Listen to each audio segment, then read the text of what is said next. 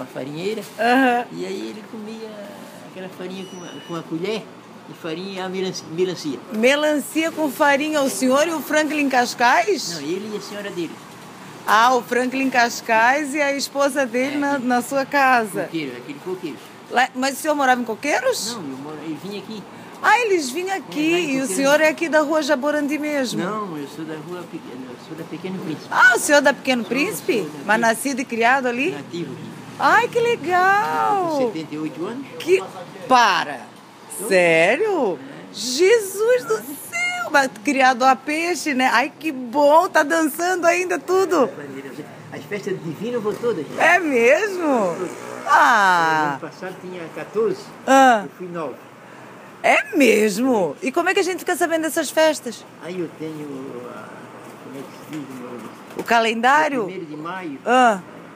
Não, acho que foi no começo de maio. Aí tem lá no lado da Catedral, na rua Padre Miguelinho. Sim, eu trabalho lá nessa rua, eu trabalho lá. Trabalho. Aí a gente pega aquele ah, já sei, o programa. É o programa das festas. Ah, tá. Festas na ilha. Ah, tá. Lá na Casa da Memória, então. Isso. Na Casa da Memória. Este ano já tive em Santo Amaro, na festa. É mesmo? Aqui, queria as outras. Como é que é o nome do senhor? Braulio Venâncio Cardoso. Seu Braulio, o meu nome é Cláudia Barbosa.